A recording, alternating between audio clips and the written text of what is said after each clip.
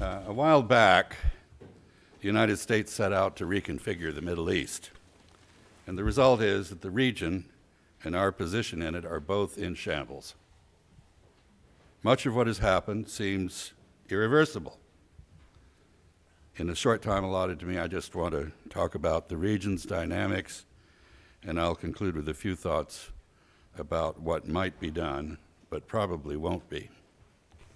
And to begin, if we're at all honest, we must admit that the deplorable state of affairs in the Middle East, in Egypt, Iraq, Israel, Jordan, Lebanon, Palestine, Syria, the Persian Gulf and the Arabian Peninsula, and peripherally Libya, Afghanistan, is a product not only of the dynamics of the region, but also of a lapse in our capacity to think and act strategically. We've answered the end of the bipolar Cold War order with a mixture of denial, strategic incoherence, and inconstancy. False American assumptions and unrealistic U.S. objectives have helped create the current mess in the Middle East.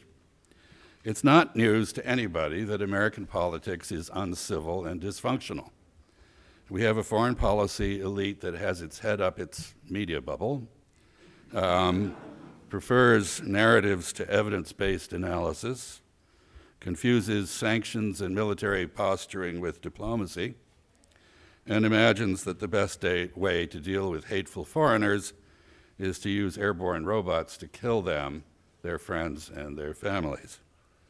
We have leaders who can't lead and a legislature that can't legislate. In short, we have a government that can't make relevant decisions, fund their implementation, enlist allies to support them, or see them through. Until we get our act together at home, those looking for American leadership abroad will be disappointed. At West Point, President Obama accurately pointed out that our military has no peer. He then sensibly added that, quote, U.S. military action cannot be the only or even primary component of our leadership in every instance. Just because we have the best hammer does not mean that every problem is a nail. True enough. Experience has amply justified hesitancy about the use of force. Our hammer blows in the Middle East were intended to showcase our power. Instead, they convincingly demonstrated its limitations. These interventions worsened, not improved, the region's stability, politics, and prospects. Our unmatched military prowess has not enabled us to impose our will in West Asia, North Africa, Eastern Europe, or elsewhere. The record of covert action in solving political problems in all of these regions has been no better. The question then is, what alternatives to the military hammer and related kinetic instruments of statecraft does the U.S. presidency now have? Normally, the answer would be the political screwdriver of diplomacy or other non-percussive means of influence like subsidies and subventions. But there's a reason the Department of State is the smallest and weakest executive department of our government. The United States seldom resorts to diplomacy in resolving major differences with other states. Gladiators trump diplomats anytime in terms of the spectacle they provide. And even if they don't work, coercive measures like sanctions and bombing are much more immediately satisfying emotionally than the long slog of diplomacy. Then, too, aside from our reflexive militarism, we're broke. Our military commanders have walking around money. Our diplomats do not. And the amateurism inherent in the spoils system further reduces the effectiveness of our diplomacy. Jet-propelled, seat-of-the-pants drop-bys with foreign leaders by secretaries of state have proven to be no substitute for either strategy or the patient cultivation of influence with those leaders or in their capitals. It's hard to think of any American project in the Middle East that is not now at or near a dead end. This includes our policies toward Israel and Palestine, democracy promotion, Egypt, Islamist terrorism, stability in the Fertile Crescent and the Levant, Iran, and the Gulf. Let me very quickly run through that list. In April, our 4-decade-long effort to broker a secure and accepted place for a Jewish state in the Middle East sputtered to a disgraceful end. In the tragicomic final phase of the so-called peace process, instead of mediating, the United States negotiated with Israel about the terms of Palestinian capitulation, not with the Palestinians about self-determination. The U.S. effort to broker peace for Israel is now not just dead, but so putrid it isn't fit to show at a wake. Israel didn't believe in it, so it killed it. May it rest in peace. From the outset, Israel used the peace process as a distraction while it created facts on the ground in the form of illegal settlements. Israeli expansionism and related policies have now made Israel's peaceful coexistence with the Palestinians and thus with Israel's Arab neighbors impossible. The United States created the moral hazard that enabled Israel to put itself in this ultimately untenable position. 40 years of one-sided American diplomacy aimed at achieving regional and international acceptance for Israel thus perversely produced the very opposite, increasing international isolation and opprobrium for the Jewish state. We'll now cover Israel's back, as the saying goes, at the United Nations as its ongoing maltreatment and intermittent muggings of its captive Arab population complete its international delegitimization and ostracism. We'll pay a heavy price for this, political price, globally in the Middle East, and very likely in escalating terrorism against Americans abroad and at home. It may satisfy our sense of honor, but it more closely resembles assisted suicide than a strategy for the survival of Israel and our position in the Middle East. Americans like to have a moral foundation for foreign policy, for our policies. In the Middle East, and not just with respect to Israel, the geology has proven too complex to allow such a foundation. You take our professed desire to promote democracy. In practice, the United States has made a real effort at democratizing only countries that it has invaded, like Iraq and Afghanistan, or those it despises, like Palestine, Iran, and Syria. The rest we carp at, but leave to their hereditary rulers, dictators, generals, and thugs. When democratic elections yield governments to which we or our allies object, as in Algeria, Palestine, and Egypt, Washington contrives their overthrow and replacement by congenial despots. If democracy is the message, America is not now its prophet. Our willingness to rid the region of troublesome Democrats has, of course, appeased Israel and our friends in the Arab Gulf, but it has greatly tarnished our claim to seriousness about our values. It has produced no democracies, but it has pulled down several before they had a chance to take root. Egypt is a case in point. After raising hopes of a democratic Arab awakening and electing an incompetent Islamist government, Egypt is now an economically sinking military dictatorship, distinguished from other tyrannies only by the grotesque parodies of the rule of law that it stages. Not much we can do about this. U.S. concerns about Israel's security dictate support for Egypt, regardless of the character of its government or how it put itself in power. America's Arab Gulf partners are committed to military dictatorship and suppression of Islamism in Egypt. It's hard to think of a place where there is a starker contradiction between American ideals, commitments to client states, and interests in precluding the spread of terrorism than in contemporary Egypt. It's tempting to conclude that if we're going to be hard-headed realists, we should just skip the off-putting hypocrisy about democracy and human rights and get on with it. That seems to be what we intend. How else is one to interpret the President's proposal for multiple partnerships with the region's security forces to suppress Islamist terrorism? Today's Egypt is the outstanding example of regional cooperation in such repression. Do we have another model in mind? It's not apparent. But by leaving no outlet for peaceful dissent, Egypt is forcing at least part of its pious majority toward violent politics. This risks transforming the most populous of all Arab countries into the world's biggest and most deadly training ground for Islamist terrorists with global reach. It's true, of course, that Egypt is not the only incubator for such enemies of America. Americans went abroad in search of monsters to destroy. We found them and bred more. Some have already followed us home. Others are no doubt on their way. And that's why we have an expanding garrison state in this country. Our counterterrorism programs, meanwhile, are everywhere nurturing a passion for revenge against the United States. We gave a big boost to the spread of Islamist terrorism when we invaded Iraq. Our stated purpose was to deny weapons of mass destruction that didn't exist to terrorists who weren't there.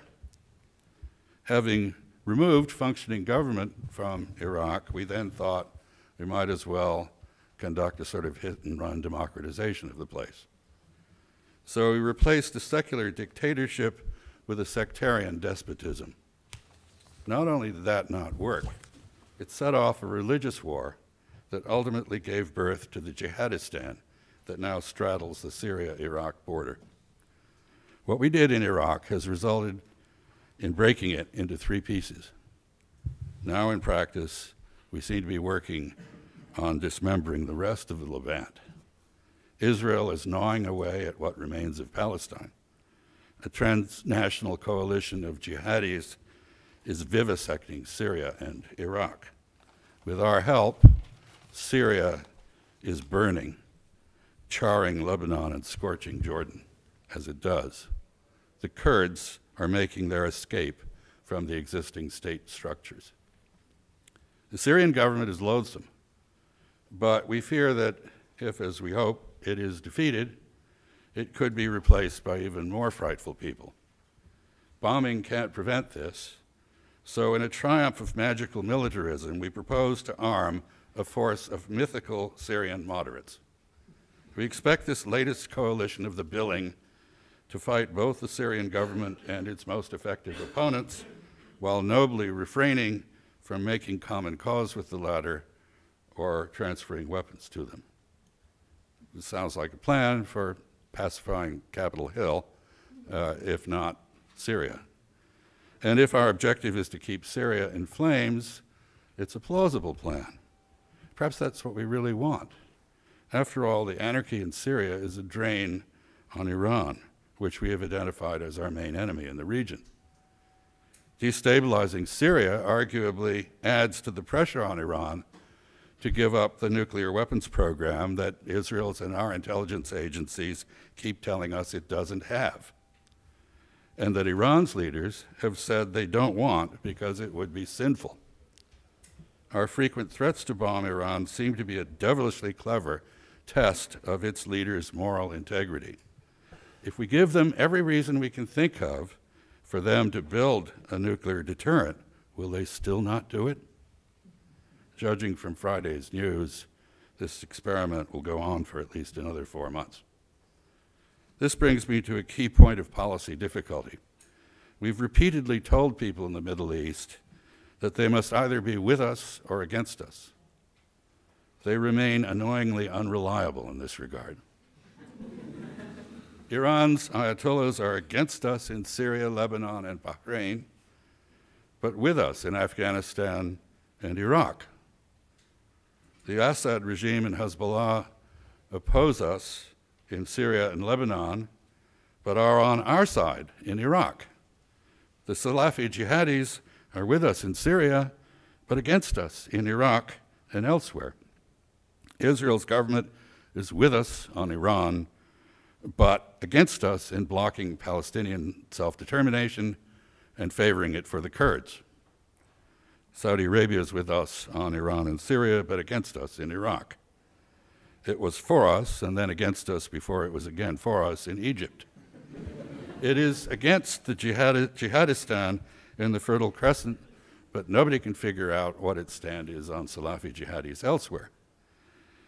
How can you have a coherent policy in the Middle East when the people there are so damnably inconsistent?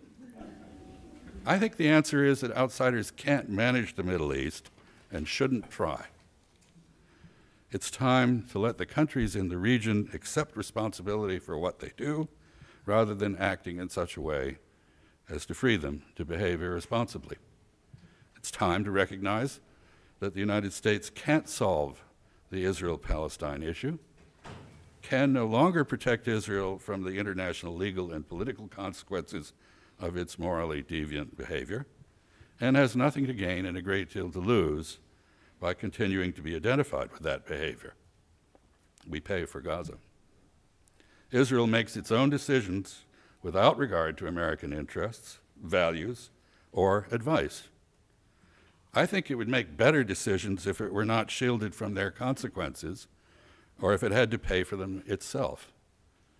America should cut the umbilicus and let Israel be Israel.